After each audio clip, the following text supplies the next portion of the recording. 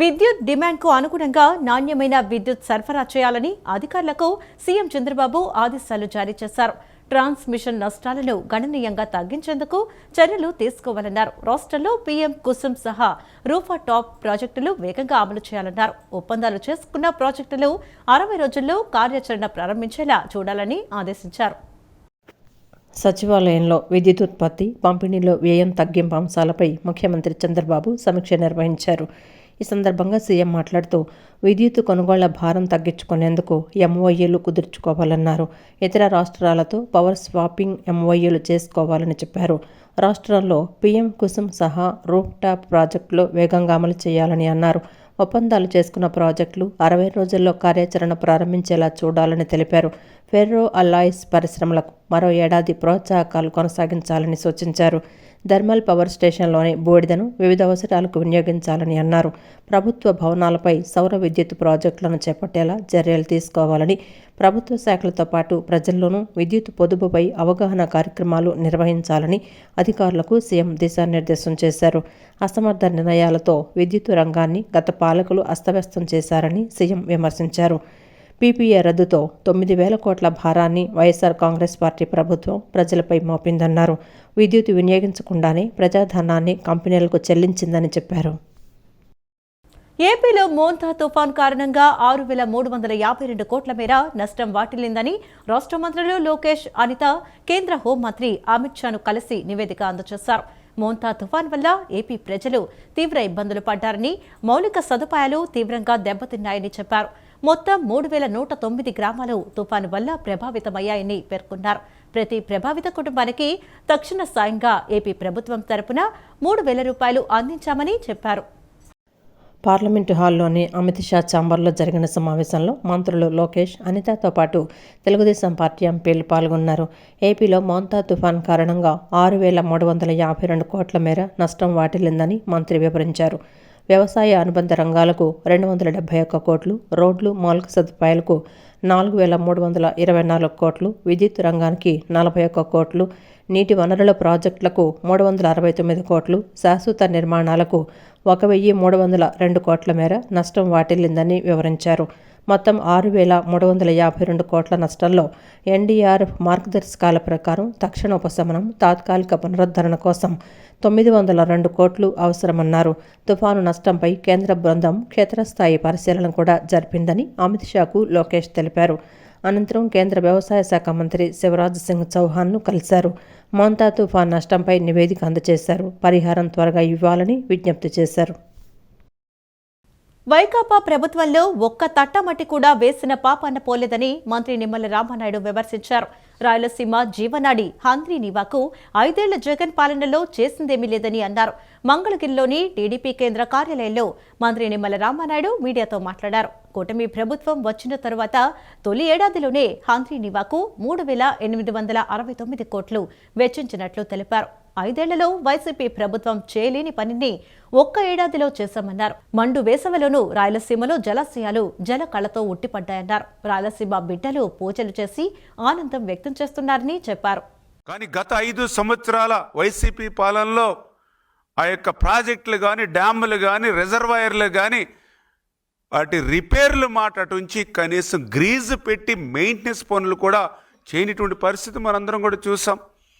అందుకే ఒక పులిచింతల గేట్ కొట్టుకుపోయినా, ఒక మరి ఏదైతే ఫించా డ్యాము కొట్టుకుపోయినా, అన్నమయ్య డ్యాము మరి కొట్టుకుపోయి ఆ రోజు ఊర్లు తుడిచిపెట్టుకుపోయి 42 మంది చనిపోయిన, గుండ్లగమ్మ గేట్లు కొట్టుకుపోయిన ఇటువంటి పరిస్థితులన్నీ కూడా 5 సంవత్సరాల పాలనలో ఆ రోజు మనందరం చూసినటువంటి స్థితిలో అటువంటి ప్రాజెక్టులకు, డ్యాములకు, రిజర్వాయర్లకు రక్షణ ఇవ్వాలనేటువంటి ఆలోచనతో ఈ కూటమి ప్రభుత్వం అధికారంలోకి వచ్చినటువంటి మొదటి 17 నెలల్లోనే ఈరోజు శ్రీశైలం ప్రాజెక్టు ఈవేళ తెలుగు జాతి ఆస్తి. అటువంటి శ్రీశైలం ప్రాజెక్టు యొక్క భద్రతకు ప్రమాదంగా ఏర్పడినటువంటి ప్లంజ్ పూల్ కానీ, ఎప్రాన్ కానీ వాటి యొక్క రిపేర్ల కోసం 200 కోట్ల రూపాయలు ఈరోజు ఈ ప్రభుత్వం నిధులు మంజూరు చేసినటువంటి విషయం కానీ, రాయలసీమకు అత్యంత ప్రాధాన్యత కలిగినటువంటి తుంగభద్ర ప్రాజెక్ట్ ఏదైతే ఉందో ఆ తుంగభద్ర ప్రాజెక్టుకు సంబంధించినటువంటి గేటు కూడా మొన్న గత సంవత్సరం మరి కొట్టుకుపోయినటువంటి స్థితి మీరందరూ కూడా చూశారు. నీటి కాలుష్యం ద్వారానే పిల్లలు ఎక్కువగా అనారోగ్యానికి గురయ్యే అవకాశం ఉంటుందని ఎమ్మెల్యే గద్దె రామ్మోహన్ అన్నారు. అందుకని పిల్లలకు సురక్షితమైన స్వచ్ఛమైన తాగునీటిని అందించాల్సిన బాధ్యత అందరిపై ఉందన్నారు. సురక్షితమైన తాగునీటిని ప్రాథమిక పాఠశాల విద్యార్థులకు అందించేందుకు Vijayawada east Gems Lions club ముందుకు రావడం, ఆర్వో ప్లాంట్ ఏర్పాటు చేయడం అభినందనీయమని అన్నారు. Vijayawada east Gems Lions club ఆధ్వర్యంలో లయన్ జాస్తి నవీన్ సౌజన్యంతో జాస్తి కృపాదేవి జ్ఞాపకార్థం గుణదల ఏఎస్ఐ హాస్పిటల్ రోడ్లోని దాసరి వెంకట గిరిధర్ కుమార్ అవంతి మున్సిపల్ ప్రైమరీ స్కూల్లో ఏర్పాటు చేసిన ఆర్వో ప్లాంట్ ప్రారంభోత్సవ కార్యక్రమం నేడు జరిగింది. ఈ కార్యక్రమానికి ఎమ్మెల్యే గద్దె రామ్మోహన్ ముఖ్య అతిథిగా పాల్గొన్నారు. PMCC GIT area leader lion Mulpur Upendra, programme committee chairperson lion Jasti Prasad, school head master CH Muralikrishna, SMC chairperson R Ramadevi, club అధ్యక్షులు జి అనిల్ కుమార్, కార్యదర్శి రంగా శ్రీనివాసరావు, కోశాధికారి ఆత్కూరి సుబ్బరాజ్తో కలిసి ఎమ్మెల్యే గద్దె రామ్మోహన్ ఆర్వో ప్లాంట్ను ప్రారంభించారు. అనంతరం ఎమ్మెల్యే మాట్లాడుతూ సుమారు 150 మంది విద్యార్థులు ఉన్న ప్రాథమిక పాఠశాలకు లయన్స్ క్లబ్ ఆర్వో ప్లాంట్ను సమకూర్చడం అభినందనీయమన్నారు. ఆర్వో ప్లాంట్ను కండిషన్లోకి తీసుకొచ్చిన జాస్తి నవీన్, ప్లాంట్ పెట్టేందుకు గట్టును నిర్మించిన కోనేరు వెంకటేశ్వరరావు, మిగిలిన పెద్దలు లయనిజం స్ఫూర్తితో ఏర్పాటు చేశారన్నారు. పరిశుభ్రమైన నీటిని పిల్లలకు అందించకపోతే అనారోగ్యానికి గురవుతారని చెప్పారు. అందుకని పిల్లలకు సురక్షితమైన స్వచ్ఛమైన త్రాగునీటిని అందించాల్సిన బాధ్యత అందరిపై ఉందన్నారు. సురక్షితమైన త్రాగునీటిని ప్రాథమిక పాఠశాల విద్యార్థులకు అందించేందుకు Vijayawada east Gems Lions club ముందుకు రావడం, ఆర్వో ప్లాంట్ ఏర్పాటు చేయడం అభినందనీయమని అన్నారు. గుణదలలోని ఈ ప్రాథమిక పాఠశాలను హైస్కూల్గా మారిస్తే తమ పిల్లలు ఇక్కడే చదువుకుంటారని తల్లిదండ్రులు కోరారని మంత్రి లోకేష్ దృష్టికి తీసుకువెళ్లి హైస్కూల్ కోసం ప్రయత్నిస్తానని చెప్పారు. ప్రభుత్వం అధికారులతో మాట్లాడి సానుకూలంగా అయ్యేలా చూస్తానన్నారు. ఆరోగ్యకరమైన నీరు, ఎందుకంటే నీటి ద్వారా మాత్రమే పిల్లలు అనారోగ్యం పాలవుతారు మెయిన్గా. అలాంటి ఆరోగ్యకరమైన వాటర్ని అందించడానికి ఏర్పాటు చేసినందుకు లయన్స్ క్లబ్ స్ఫూర్తితో అందరూ కలిసికట్టుగా చేసిన వారందరికీ మనస్ఫూర్తిగా నేను కృతజ్ఞత తెలియజేస్తున్నాను. అదే ఈ స్కూల్ విషయంలో ఇక్కడికి వచ్చే పిల్లలు సుదూర ప్రాంతం నుంచి వస్తూ ఉన్నారు. మధ్యలో ఎలిమెంటరీ స్కూల్స్ కూడా లేక అటు గంగిరెడ్డి దెబ్బ నుంచి ఇటు రోడ్డు అవతల నున్న రోడ్డు జంక్షన్ నుంచి కూడా రావడం జరుగుతూ ఉంది. ఇక్కడ 120 మంది పిల్లలు ఉన్నారు. ఇంకా కూడా 100 మంది పెరిగే అవకాశాలు ఉన్నాయి. దాన్ని హై స్కూల్గా కూడా మారిస్తే ఆ తల్లిదండ్రులందరూ కూడా అడగడం జరిగింది. దానికి ఒకసారి లోకేష్ బాబు గారి దృష్టి తీసుకువెళ్ళి అవకాశం ఉంటే తప్పకుండా దానికోసం కూడా ప్రయత్నం చేస్తారు. రూములన్నీ కూడా 3 అంతస్తులు నిర్మాణం కూడా చేపట్టి ఉన్నాయి. అందువల్ల గ్రౌండ్ కూడా మంచి గ్రౌండ్ ఉంది. ఎక్కడా లేని స్కూలు గ్రౌండ్ ఇక్కడ ఉంది. అందువల్ల వీటికి కావాల్సిన సౌకర్యాలు, వీళ్ళు అడిగిన కోరికల్ని ఖచ్చితంగా తీర్చవలసిన బాధ్యత ప్రజాప్రతినిధిగా మా మీద ఉంది. కాబట్టి నేను ప్రభుత్వంతో డిస్కస్ చేసి అధికారులతో డిస్కస్ చేసి దీన్ని సానుకూలంగా అయ్యేటట్టు నేను ప్రయత్నం చేస్తాను కూడా. అనంతరం లయన్ మూల్పూర్ ఉపేంద్ర మాట్లాడుతూ లయన్స్ జమ్ క్లబ్ నిరంతరంగా అనేక ఆరోగ్య అవగాహన సదస్సులు నిర్వహిస్తున్నారని చెప్పారు. ప్రజల అవసరాలు తెలుసుకొని సహాయం చేస్తున్నారని తెలిపారు. బుడమేరు వరదల సమయంలో క్లబ్ తరపున అనేక సేవా కార్యక్రమాలు చేశారన్నారు. అనంతరం లయన్ జాస్తి ప్రసాద్ మాట్లాడుతూ విద్యా వైద్యానికి సంబంధించి అధిక ప్రాధాన్యత ఇచ్చి లయన్స్ క్లబ్ అనేక సేవా కార్యక్రమాలు చేస్తోందన్నారు. ఎప్పటికప్పుడు కరెంట్ నీడ్స్ ఏమైతే ఉన్నాయో వాటిని తెలుసుకుంటూ లాస్ట్ ఇయర్ వరదల్లో కూడా చాలా బాగా జాస్తి ప్రసాద్ గారు అండ్ దేర్ టీమ్ చాలా బాగా పనిచేసిన విధానం. అట్లాగే ఈరోజు పెద్దలు రామ్మోహన్ రావు గారు, అది కూడా మేము ప్రైడ్ ఆఫ్ అవర్ లీడర్, మరి మా లైనిజం నుండి వచ్చి నిరంతరం చక్కగా లైన్స్ విషయాలను కూడా చర్చించుతూ లైన్స్ విషయాల గురించి కూడా ఒక మాట తెలియజేస్తూ మరి ఆయన కూడా నిరంతర సర్వీసెస్లో ఉంటూ ఉన్నటువంటి వారిని ఆహ్వానించుకొని ఈరోజు ఈ ఆర్వో ప్లాంట్ని ఇనాగరేట్ చేయించుకున్న విధానం కూడా చక్కగా చాలా చక్కగా ఉంది. ఇవాళ ముఖ్యంగా ఇక్కడ ఆర్వో ప్లాంట్ అనేటువంటిది ఇక్కడ కొద్ది ఐడియల్గానే ఉన్నది. గత సంవత్సరాలుగా అది వేరే స్కూల్కి రావటం, అక్కడి నుంచి అది ప్లేస్ సరిపోవటం దాన్ని ఇక్కడికే లొకేట్ చేశారు. అయితే ఈ సందర్భంగా దాన్ని పూర్తిగా కండిషన్లో పెట్టి మెయింటెనెన్స్ అంతా వహించి మరి అట్లాగే మా అబ్బాయి జాస్తి నవీను దీన్ని స్పాన్సర్గా మనమే చేద్దాం ఆయన పేరని చెప్పంటే మా అమ్మగారి పేరున మరి ఆ కార్యక్రమం చేపట్టి దానికి మెయింటెనెన్స్ కానివ్వండి, ఉత్తరాతర ఏం కావాలన్నా ఫిల్టర్స్ కానివ్వండి అవన్నీ కూడా టెక్నికల్గా చేసి పెడతానని చెప్పి వారు వాగ్దానం చేయడం జరిగింది. మరి అది కూడా మరి ఎమ్మెల్యే గారు చక్కగా మెచ్చుకుని మా అబ్బాయిని వారి యొక్క బ్లెస్సింగ్స్ కూడా ఇవ్వడం జరిగింది. ప్రజల క్షేమమే ధ్యేయంగా నగరాభివృద్ధి లక్ష్యంగా బడ్జెట్ ఉండాలని విజయవాడ నగరపాలక సంస్థ కమిషనర్ ధ్యానచంద్ర అన్నారు. బడ్జెట్లో ప్రజల క్షేమం, నగరాభివృద్ధి కోసం చేసే అభివృద్ధి కార్యక్రమాలు, నగర స్వచ్ఛత, ప్రజారోగ్యానికి ప్రాముఖ్యత ఇవ్వాలని అధికారులను ఆదేశించారు. విజయవాడ నగరపాలక సంస్థ ప్రధాన కార్యాలయంలో గల తన ఛాంబర్లో కమిషనర్ ధ్యానచంద్ర శాఖాధిపతులతో 2026-2027 బడ్జెట్ అంచనాలపై సమీక్షా సమావేశం నిర్వహించారు. ఈ సమావేశంలో రెవెన్యూ, క్యాపిటల్, ఆదాయం, ఖర్చుపై సమీక్షించారు. నగరాభివృద్ధికి శాఖల వారీగా వారికయ్యే ఖర్చును పరిశీలించారు. ప్రజల క్షేమం, నగరాభివృద్ధి కోసం చేసే అభివృద్ధి కార్యక్రమాలు, నగర స్వచ్ఛత, ప్రజారోగ్యానికి ప్రాముఖ్యత ఇవ్వాలని అన్నారు. ఈ సమావేశంలో శాఖాధిపతులు తెచ్చిన బడ్జెట్ అంచనాలను శాఖాధిపతులు తమ సిబ్బందితో మరొకసారి సమీక్షించి బడ్జెట్ అంచనాలపై వచ్చే వారం నిర్వహించే సమీక్షా సమావేశంలో సమర్పించాలని అధికారులను ఆదేశించారు.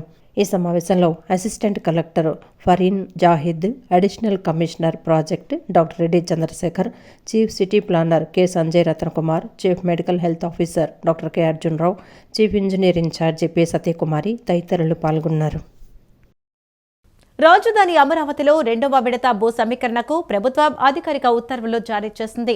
7 గ్రామాల పరిధిలో 16,666.57 ఎకరాల పట్టా అసైన్డ్ భూమి సమీకరణ చేసేందుకు ఆదేశాలు ఇచ్చింది. పల్నాడు జిల్లా అమరావతి మండలంలోని 4 గ్రామాల పరిధిలో భూ సమీకరణ చేయనున్నారు. వైకుంఠపురంలో 1,965 ఎకరాలు, పెదమద్దూరులో 1,018 ఎకరాల పట్టా భూముల సమీకరణ చేయనున్నారు. ఎండ్రాయి గ్రామ పరిధిలో 1,879 ఎకరాలు పట్టా, 46 ఎకరాల అసైన్డ్ ల్యాండ్, కల్లపూడి, లేమల్లె గ్రామంలో 2,603 ఎకరాలు పట్టా భూమి, 51 ఎకరాల అసైన్డ్ భూమిని సమీకరించనున్నారు. రాజధాని అమరావతిలో 2వ విడత భూ సమీకరణకు ప్రభుత్వం అధికారిక ఉత్తర్వులు జారీ చేసింది. 7 గ్రామాల పరిధిలో 16,666.57 ఎకరాల పట్టా అసైన్డ్ భూమి సమీకరణ చేసేందుకు ఆదేశాలిచ్చింది. గుంటూరు జిల్లా తుళ్లూరు మండలంలోని 3 గ్రామాల పరిధిలో భూ సమీకరణ చేయాలని ఉత్తర్వులిచ్చారు. వడ్డమానులో 1,763.29 ఎకరాల పట్టాభూమి, 4.72 అసైన్డ్ ల్యాండ్ సమీకరించనున్నారు. హరిచంద్రాపురంలో 1,448.09 ఎకరాలు పట్టా, 2.29 అసైన్డ్ ల్యాండ్ సహా పెదపరిమిలో 5,886.18 ఎకరాల పట్టాభూమి సమీకరణ చేయనున్నారు. 7 గ్రామాల్లో కలిపి పట్టాభూమి 16,562.52 ఎకరాలు, 104.01 ఎకరాల అసైన్డ్ భూమిని సమీకరణ చేయనున్నారు. ఈ భూ సమీకరణ బాధ్యతను సిఆర్డీఏ కమిషనర్కు అప్పగిస్తూ ప్రభుత్వం ఉత్తర్వులు జారీ చేసింది. 7 గ్రామాల పరిధిలో 3,828.30 ఎకరాల ప్రభుత్వ భూమి ఉంది. ఈ భూములను కలుపుకుంటే మొత్తం 20,494 ఎకరాల భూమి అందుబాటులోకి రానుందని ఆదేశాల్లో ప్రభుత్వం వెల్లడించింది. ఈ మేరకు తదుపరి చర్యలు తీసుకోవాలని సిఆర్డీఏ కమిషనర్ను ప్రభుత్వం ఆదేశించింది. పురపాలక పట్టణాభివృద్ధి శాఖ ముఖ్య కార్యదర్శి ఎస్ సురేష్ కుమార్ ఈ మేరకు ఆదేశాలు జారీ చేశారు. అన్ని దానాల్లో కన్నా అన్నదానం చాలా గొప్ప విషయమని కృష్ణా జిల్లా పరిషత్ మాజీ చైర్పర్సన్ గద్దె అనురాధ అన్నారు. సిరి సంపదలు ఎన్ని ఉన్నా ఇంకా కావాలనిపిస్తుందని, కానీ కడుపు నిండేది అన్నంతోనే అని చెప్పారు. అయ్యప్ప మాలధారణ చేసిన వారికి స్వామి అయ్యప్ప నగర్ అయ్యప్ప భక్త బృందం ఆధ్వర్యంలో సాయన సత్యనారాయణ బుజ్జి నేతృత్వంలో అన్నదానం ఏర్పాటు చేయడం అభినందనీయమన్నారు. విజయవాడ తూర్పు నియోజకవర్గం అయ్యప్ప నగర్లో ఎమ్మెల్యే గద్దె రామ్మోహన్ ఆధ్వర్యంలో అయ్యప్ప స్వామి మాలధారణ చేసిన 600 మంది భక్తులకు అన్నదానం కార్యక్రమం ఏర్పాటు చేశారు. ఈ కార్యక్రమానికి కృష్ణా జిల్లా పరిషత్ మాజీ చైర్పర్సన్ గద్దె అనురాధ, టీడీపీ యువనేత గద్దె క్రాంతికుమార్ పాల్గొని పూజా కార్యక్రమాలు నిర్వహించారు. అనంతరం అయ్యప్ప స్వామి భక్తులకు అన్నం వడ్డించి అన్నదానం కార్యక్రమాన్ని ప్రారంభించారు. ఈ సందర్భంగా గద్దె అనురాధ మాట్లాడుతూ గత 6 సంవత్సరాల నుంచి స్వామి అయ్యప్ప నగర్ అయ్యప్ప స్వామి భక్త బృందం ఆధ్వర్యంలో రోజుకు 600 మందికి అయ్యప్పలు, భవానీలకు అన్నదానం కార్యక్రమం నిర్వహిస్తున్నారన్నారు. భక్తులందరూ దీనికి సహకారం అందిస్తున్నారని చెప్పారు. భక్తులు 45 రోజులు నియమనిష్టలకు అనుగుణంగా అయ్యప్ప స్వామి మాలధారణ చేస్తారని అన్నారు. అయ్యప్ప మాలధారణ చేసిన వారికి ఎటువంటి ఇబ్బంది కలగకుండా సాయన సత్యనారాయణ బుజ్జి నేతృత్వంలో ఒక్కో రోజు ఒక్కొక్కరి చొప్పున అన్నదానం కార్యక్రమం ఏర్పాటు చేయడం జరిగిందని తెలిపారు. ప్రతిరోజు 600 మందికి భోజనం చేయించడమే కాకుండా 100 లేదా 150 మందికి బెంజి సర్కిల్, ఆటో నగర్ ప్రాంతంలో ఆహారం లేని వారికి అందించడం గొప్ప విషయమన్నారు. నేడు ఎమ్మెల్యే గద్దె రామ్మోహన్ నేడు అన్నదాన కార్యక్రమం నిర్వహించడం సంతోషకరమన్నారు.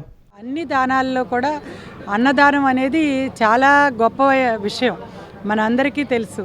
ఇవాళ ఎన్ని వజ్ర వైడూర్యాలు ఉన్నా, ఎన్ని దుస్తులున్నా, ఎన్ని భవంతులున్నా ఇంకొకటి కావాలని అనిపిస్తుంది. కేవలం ఒక అన్నదానం మాత్రమే, భోజనం చేయగానే తృప్తిగా ఇంకొకసారి వడ్డిస్తానన్నప్పుడు చాలండి కడుపు నిండింది అనే భావన కలుగుతుంది. అంటే దాన్ని బట్టే మనం అర్థం చేసుకోవాలి, అన్ని దానాల్లో కూడా అన్నదానం అనేది ఎంతో గొప్పది. మరి ఈ రోజున ఈ అయ్యప్ప మాల దీక్షితులందరికీ ఈ అన్నదానం ఏర్పాటు చేయటం అనేది మనందరం కూడా ఈ దానం చేసిన ప్రతి ఒక్కరిని కూడా ఈ రోజున అభినందించాల్సిన అవసరం ఉంది. అనంతరం టీడీపీ యువనేత గద్దె క్రాంతికుమార్ మాట్లాడుతూ అయ్యప్ప నగర్ భక్త బృందం ఆధ్వర్యంలో భక్తులు 45 రోజులు అయ్యప్ప దీక్ష పూని అందరికీ అన్నప్రసాదం చేయటం గొప్ప విషయమన్నారు. దాతలు బృందం సభ్యులంతా కలిసి డబ్బులు వేసుకొని అందరికీ అన్నదానం చేయటం ముదావహమన్నారు. అందరూ కలిసి ఒకచోట తినటం వల్ల ఐకమత్యం ఏర్పడుతుందన్నారు. అందరూ బృందం అంతా కలిసి వేసుకుని అందరికీ భక్తులందరికీ కాదనకుండా ఇక్కడ అన్నప్రసాదం చేయటం, చాలా చక్కగా ఏర్పాట్లు చేయటం అంతా చాలా ఆనందంగా ఉంది. ఈరోజు సొసైటీలో ఉన్నవారు కానీ, లేనివారు కానీ, చిన్నవారు కానీ, పెద్దవారు కానీ అందరూ ఐకమత్యంగా కూర్చుని ఒక చోట భోజనం చేయటం అనేది మన సొసైటీ ఐకమత్యాన్ని పెంపొందిస్తుంది. అలాగే మనం రాబోయే జనరేషన్స్కి పెద్ద వెల్త్ పాస్ ఆన్ చేయాల్సిన అవసరం లేదు. మన సంస్కృతి, మన హిందూ ఇవన్నీ కూడా మనం పాస్ ఆన్ చేసుకుంటూ వెళ్తే వారు చిన్నపిల్లలు కూడా ఇవన్నీ నేర్చుకుని పెద్దయ్యాక సేవాభావాలు, దీక్షలు ఇవన్నీ కూడా వారి కుటుంబానికి ఇవ్వటం జరుగుతుంది. అనంతరం సాయన సత్యనారాయణ మాట్లాడుతూ ఎమ్మెల్యే గద్దె రామ్మోహన్ ఆధ్వర్యంలో నేడు 600 మంది అయ్యప్ప స్వాములకు అన్నదానం ఏర్పాటు చేశారని చెప్పారు. అయ్యప్ప నగర్ ఆర్చి కట్టిన దగ్గర నుంచి భజన కార్యక్రమాలు జనవరి 14న 1000 మందికి అన్నదానం, సాయంత్రం జ్యోతిని వెలిగించడం జరుగుతుందన్నారు. ప్రతి సంవత్సరం అందరి సహకారంతో ఈ కార్యక్రమం చేస్తున్నట్లు తెలిపారు. గద్దె రామ్మోహన్ గారు ఈరోజు అన్న వితరణ కార్యక్రమంలో పాల్గొంటూ వాళ్లే ఏర్పాటు చేశారు. ఈరోజు 600 మంది అయ్యప్ప స్వాములకి ఈ అన్నదానం ఏర్పాటు చేశారు. ఇది మాకు కూడా ఎంతో ఆనందం. అట్లాగే ఆర్చ్ కట్టినప్పటి నుంచి కూడా, ఆర్చ్ కట్టింది 2003లో, అప్పటి నుంచి కూడా ఇవాళకి 22 సంవత్సరాలు. 22 సంవత్సరాల నుంచి కూడా ఒకరోజు భజన కార్యక్రమం కార్తీక మాసంలో, రెండోది జనవరి 14 అంటే జ్యోతి మీకు అందరికీ తెలుసు. ఆ జ్యోతి కార్యక్రమం రోజున కూడా సుమారు 1000 మంది దాకా అన్నదానం చేయటం, ప్లస్ సాయంత్రం పూట జ్యోతిని వెలిగించడం జరుగుతుంది. ఇదంతా కూడా మా గద్దె గారు కానీ, మా కార్పొరేటర్ కానీ, ప్రజలు అందరి సహాయ సహకారాలతో ఈ కార్యక్రమం నిర్వహిస్తారు. రైల్వేలో పనిచేస్తున్న లోకో రన్నింగ్ స్టాఫ్ సుదీర్ఘకాలంగా ఎదుర్కొంటున్న సమస్యలను తక్షణమే పరిష్కరించాలని all India railway loco running staff association working president K Ramakrishna demand చేశారు. వరుసగా రాత్రివేళ విధుల వల్ల కీలకమైన రన్నింగ్ ఉద్యోగులకు పని భారం విపరీతంగా పెరగడం వల్ల వారి ఆరోగ్యం, భద్రతపై ప్రభావం చూపుతుందన్నారు. తమకు వారాంతపు సెలవు ఇవ్వాలని, టీఏపై ఆదాయపు పన్ను మినహాయింపు కల్పించాలని కోరారు. పెండింగ్లో ఉన్న సమస్యలు, డిమాండ్ల పరిష్కారం కోరుతూ all India railway loco running staff association ఆధ్వర్యంలో 48 గంటల నిరాహార దీక్షలు ప్రారంభమయ్యాయి. సిఐటియు సీనియర్ నాయకుడు వి ఉమామహేశ్వరరావు దీక్షాకారులకు పుష్పగుచ్చాలు అందజేసి దీక్షను ప్రారంభించారు. ఈ సందర్భంగా అసోసియేషన్ వర్కింగ్ ప్రెసిడెంట్ రామకృష్ణ మాట్లాడుతూ లోకో రన్నింగ్ స్టాఫ్ రైల్వే భద్రతకు ఆయువు పట్టు వంటి వారని పేర్కొన్నారు. తమపై పనిభారం తీవ్రంగా పెరగడంతో భద్రతా ప్రమాణాలు దిగజారే పరిస్థితి నెలకొంటుందని ఆవేదన వ్యక్తం చేశారు. రాత్రి వేళల్లో నిరంతరంగా 48 గంటలు విధులు నిర్వహించడం వల్ల ఆరోగ్యం, కుటుంబ జీవితం రెండూ దెబ్బతింటున్నాయని తెలిపారు. 36 గంటల్లోపు హెడ్ క్వార్టర్స్కు తిరిగి వచ్చేలా విధుల్లో మార్పులు చేయాలని, రన్నింగ్ స్టాఫ్కు చెల్లించే టీఏపై ఆదాయ పన్ను మినహాయింపు కల్పించాలని డిమాండ్ చేశారు. ఎప్పటి నుంచో పెండింగ్లో ఉన్న తమ సమస్యలను పరిష్కరించేదాకా పోరాటం కొనసాగుతుందని, రైల్వే యాజమాన్యం స్పందించని పక్షంలో ఆ ఆందోళనను మరింత తీవ్రతరం చేస్తామని రామకృష్ణ హెచ్చరించారు. అనంతరం సిఐటియు రాష్ట్ర నాయకుడు ఉమామహేశ్వరరావు మాట్లాడుతూ, కేంద్రంలోని మోదీ ప్రభుత్వం అనుసరిస్తున్న విధానాల వల్లే రైల్వే భద్రతా ప్రమాణాలు పడిపోతున్నాయని తెలిపారు. సామాన్య ప్రజలకు అవసరమైన రైళ్లను తగ్గించి సంపన్నులు ఉపయోగించే వందే భారత్ రైళ్లను పెంచడం అన్యాయమని విమర్శించారు. లోకో రన్నింగ్ స్టాఫ్ ఆందోళనకు తమ సంపూర్ణ మద్దతు ఉంటుందని స్పష్టం చేశారు. ఆందోళనలో రైల్వే రన్నింగ్ స్టాఫ్ అసోసియేషన్ ప్రతినిధులు, ఉద్యోగులు పెద్ద సంఖ్యలో పాల్గొన్నారు. ఆహ్లాదకరమైన వాతావరణం కల్పించాల్సిన పరిస్థితి ఉంది. ఒక పక్క ఇంజన్లో వేడి, రెండో పక్క నైట్ డ్యూటీలు, మూడో పక్క అతి పని గంటలు, నాలుగో పక్క వారాంతపు సెలవు లేకపోవడం, ఇలా అనేక కారణాల వల్ల రైల్వేలో ప్రమాదాలు జరుగుతున్నాయి. ఇవి మాట్లాడకుండా కేవలం ఒక డ్రైవర్ తప్పు చేసాడనో, ఒక గార్డు తప్పు చేసాడనో, ఒక స్టేషన్ మాస్టర్ తప్పు చేసాడనో, ఒక సిఎన్డబ్ల్యూ స్టాఫ్ తప్పు చేసాడనో తప్పించుకుని రైల్వే బతికేస్తుంది. ఇలా బతకడం వల్ల ప్రయాణికుల భద్రత క్వశ్చన్ మార్క్గా జరిగిపోయింది. అనేక మంది ప్రాణాలు కోల్పోయారు. వాళ్ళందరికీ సమాధానం చెప్పాల్సిన అవసరం అయితే రైల్వేకి ఉంది. ఈరోజు మా రన్నింగ్ కార్మికుల సమస్యలు కానీ పరిష్కరించకపోతే ఇక ముందట మేము తీసుకుపోయే చర్యలకు కూడా రైల్వే బోర్డు బాధ్యత వహించాల్సి వస్తుంది. తక్షణం మా డిమాండ్లను సాల్వ్ చేయాలని చెప్పేసి ఈ పత్రికాముఖంగా మేము రైల్వే బోర్డుని హెచ్చరిస్తున్నాం. జీవో 800 అమలు చేయాలని లైసెన్స్డ్ సర్వేయర్ల డిమాండ్ చేస్తూ ధర్నా చౌక్లో ఆందోళన నిర్వహించారు. గ్రామ వార్డు సచివాలయాల్లో మిగిలి ఉన్న సర్వేయర్ పోస్టులను లైసెన్స్, కాంట్రాక్ట్ లేదా అవుట్సోర్సింగ్ పద్ధతిలో భర్తీ చేయాలని కోరారు. సమస్యలు పరిష్కరించకపోతే వేలాది సర్వేయర్ కుటుంబాలు రోడ్డున పడే పరిస్థితి ఏర్పడుతుందని హెచ్చరించారు. రాష్ట్ర ప్రభుత్వం జీవో నంబరు 800ను తక్షణమే అమలు చేయాలని లైసెన్స్డ్ సర్వేయర్లు డిమాండ్ చేశారు. ఈ మేరకు Andhra Pradesh revenue licensed surveyors association ఆధ్వర్యంలో గాంధీనగర్ ధర్నా చౌక్లో శాంతియుత ధర్నా నిర్వహించారు. రాష్ట్ర వ్యాప్తంగా ఉన్న సర్వేయర్లు భారీ సంఖ్యలో ఈ కార్యక్రమంలో పాల్గొన్నారు. ఈ సందర్భంగా సర్వేయర్లు మాట్లాడుతూ, గ్రామ వార్డు సచివాలయాల్లో మిగిలి ఉన్న సర్వేయర్ పోస్టులను లైసెన్స్, కాంట్రాక్టు లేదా అవుట్సోర్సింగ్ పద్ధతిలో భర్తీ చేయాలని కోరారు. జీవో నంబర్ 800 ప్రకారం తమ లైసెన్సు రెన్యువల్ చేసి ఆ జీవోను పూర్తి స్థాయిలో అమలు చేయాల్సిన అవసరం ఉందని తెలిపారు. గత వైసీపీ ప్రభుత్వం తీసుకొచ్చిన సచివాలయ వ్యవస్థ కారణంగా తమ జీవనోపాధి దెబ్బతిన్నదన్నారు. 2019 నుంచి లైసెన్స్డ్ సర్వేయర్ల లైసెన్స్ రెన్యువల్ను ప్రభుత్వం నిలిపివేయడం అన్యాయమని, దీనివల్ల అనేక కుటుంబాలు ఆర్థికంగా ఇబ్బందులు పడుతున్నాయని ఆవేదన వ్యక్తం చేశారు. గ్రామ వార్డు సచివాలయాల్లో ఖాళీగా ఉన్న సర్వేయర్ పోస్టులను తమతోనే భర్తీ చేయాలని డిమాండ్ చేశారు. సమస్యలు పరిష్కరించకపోతే వేలాది సర్వేయర్ కుటుంబాలు రోడ్డున పడే పరిస్థితి ఏర్పడుతుందని హెచ్చరించారు. ఈ కార్యక్రమంలో సంఘం నాయకులు అజయ్, వివిధ జిల్లాల ప్రతినిధులు పాల్గొన్నారు. 2019 నుంచి గ్రామ సచివాలయం సర్వేలు వచ్చినప్పటి నుంచి మాకు ఉపాధి మేము కోల్పోయాము. ఆయన కూడా చెప్పారు, ఆయన ప్రభుత్వం రాకముందు మమ్మల్ని తీసుకుంటామని హామీ ఇచ్చి ప్రభుత్వం వచ్చిన తర్వాత మాట మార్చినారు. మాట మార్చి వాళ్ళకు పోస్టింగ్ ఇచ్చిన తర్వాత మేము ఉపాధి వెళ్ళిపోయి మాకు మా జీవితాలు ఘటన పడినాయి. ఇప్పటికైనా ఈ ప్రభుత్వమైనా మమ్మల్ని ఆదుకోవాలని చెప్పి మేము రాష్ట్ర తరఫున లైసెన్స్ సర్వేర్ అసోసియేషన్ తరఫున మేము కోరుకుంటున్నాము. మాకు న్యాయం చేయాలని, మా బతుకులు మీరు సరి చేయకపోతే మాకు ఆత్మహత్యలు శరణ్యమని చెప్పేసి ఈ విధంగా ఈ వేదికగా మేము వేడుకుంటున్నాం సార్. రాష్ట్రానికి ప్రధాన ఆదాయ వనరుగా ఉన్న రవాణా రంగాన్ని రాష్ట్ర ప్రభుత్వం చిన్న చూపు చూస్తుందని new Andhra motor truckers association నమత ప్రధాన కార్యదర్శి బొడ్డా శేషగిరి అన్నారు. గూడ్స్ వాహనాలపై ఫిట్నెస్ ఛార్జీలను పాత విధానంలోనే కొనసాగించాలని డిమాండ్ చేశారు. ఫిట్నెస్ ఫీజుల పెంపుతో నిత్యావసర వస్తువుల ధరలు పెరిగే అవకాశం ఉందని ఆయన పేర్కొన్నారు. రాష్ట్ర ప్రభుత్వం గూడ్స్ రవాణా వాహనాలపై అమలు చేస్తున్న ఫిట్నెస్ ఛార్జీలను పాత పద్ధతిలోనే కొనసాగించాలని new Andhra motor truckers association నమత ప్రధాన కార్యదర్శి బొడ్డా శేషగిరి డిమాండ్ చేశారు. ఆటోనగరి మొదటి క్రాస్ రోడ్డు 5వ లైన్లో నిర్వహించిన విలేకరుల సమావేశంలో ఆయన మాట్లాడుతూ, రవాణా రంగం తీవ్ర ఇబ్బందులను ఎదుర్కొంటోందని తెలిపారు. గతంలో ఫిట్నెస్ ఛార్జీలు 900 నుంచి 1400 వరకు మాత్రమే ఉండేవని, అయితే ప్రస్తుతం 2300 నుంచి 33,000 వరకు పెరగడంతో లారీ యజమానులపై తీవ్రమైన ఆర్థిక భారం పడుతోందన్నారు. ఫిట్నెస్ ఫీజుల పెంపుతో నిత్యావసర వస్తువుల ధరలు పెరిగే అవకాశం ఉందని, ఫలితంగా ప్రజలపై అదనపు భారం పడుతుందని తెలిపారు. రవాణా రంగం రాష్ట్రానికి ముఖ్య ఆదాయ వనరుగా ఉన్నప్పటికీ ప్రభుత్వం చిన్నచూపు చూస్తోందని అసహనం వ్యక్తం చేశారు.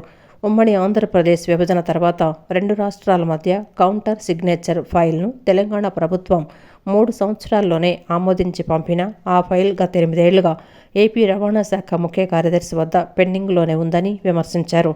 రోడ్డు ప్రమాదాల నివారణ కోసం జాతీయ రహదారుల పక్కనే సర్వీస్ రోడ్ల నిర్మాణం అత్యవసరమని ఆయన అన్నారు.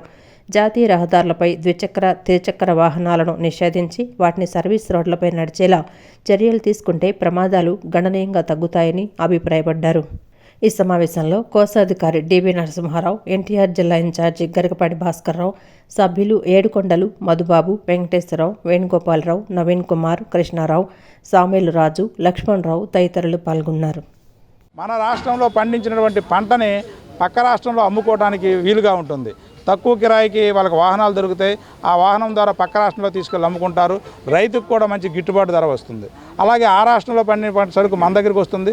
అలాగే వినియోగదారుడికి కూడా ఎవరైతే కొనుక్కున్న వాడుకుంటామో వాళ్ళకు కూడా తక్కువ రేటుకి దొరుకుతుంది. ఆ రాష్ట్రంలో పండిన పంట మన రాష్ట్రంలో దొరుకుతుంది, మన రాష్ట్రంలో పండిన పంట ఆ రాష్ట్రంలో దొరుకుతుంది. కావున ప్రభుత్వం మీకు ఆదాయం వచ్చే వనరుని, మీరు ఆదాయం వచ్చే పద్ధతిని, ఆదాయాన్ని చూసుకుంటున్నారు తప్ప ప్రభుత్వానికి ఆదాయం వచ్చేది, అలాగే ప్రజలకు మేలు జరిగే దాని గురించి కూడా మీరు ఆలోచన చేసి ఈ విధానాన్ని మానుకొని ఖచ్చితంగా పాత పద్ధతిలో ఫిట్నెస్ ఛార్జెస్ అనేది అమలు చేయాలి. అలాగే 2 రాష్ట్రాల మధ్య ఉన్న సింగిల్ పర్మిట్ విధానాన్ని కూడా అమలు చేస్తారని కోరుకుంటూ అందరికీ ధన్యవాదాలు తెలియజేస్తాము.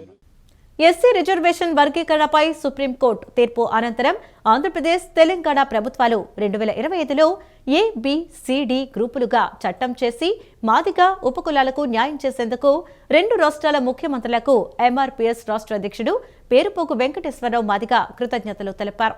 గాంధీనగర్లో కార్యాలయంలో నిర్వహించిన విలేకరుల సమావేశంలో ఆయన మాట్లాడుతూ ఈ నిర్ణయంతో మాదిగల చిరకాల ఆకాంక్ష నెరవేరిందని అన్నారు. ఈ ఉద్యమానికి సహకరించిన ప్రతి ఒక్కరికి ధన్యవాదాలు తెలుపుతూ కష్టకాలంలో సీఎం చంద్రబాబు వెన్నుదన్నుగా నిలిచారని పేర్కొన్నారు. సామాజిక న్యాయం తీసుకువచ్చిన పక్షానికి మాదిగ సమాజం అండగా ఉంటుందని తెలిపారు. మాదిగల మహోద్యమం 3 దశాబ్దాల విజయోత్సవ సభను డిసెంబర్ 4న విజయవాడ జింకానా గ్రౌండ్స్లో నిర్వహిస్తున్నట్లు తెలిపారు. ఈ సభకు ప్రజాప్రతినిధులు పెద్ద ఎత్తున హాజరు కానున్నారని ఆయన తెలిపారు. ఉమ్మడి 13 జిల్లాల నుంచి పెద్ద ఎత్తున మాదిగలు, అనుబంధ కులాలు, తెలంగాణ రాష్ట్రం నుంచి కూడా ముఖ్య నాయకులు, అట్లాగే ఇవాళ మరి విజయవాడ ఎంపీ గారు కేసినేని చిన్ని గారు కానీ, బొండ ఉమా గారు కానీ, గద్దె రామ్మోహన్ గారు కానీ, వసంత వెంకట కృష్ణప్రసాద్ గారు కానీ, సుజనా చౌదరి గారు కానీ, అదేవిధంగా బోర్లా రామాంజనేయులు గారు పత్తిపాడు నియోజకవర్గం మాదిగ ప్రజాప్రతినిధులు, ఇలా చెప్పుకుంటా పోతే మాదిగ ప్రజాప్రతినిధులు ఈ వేదికకు పాల్గొంటున్నారు.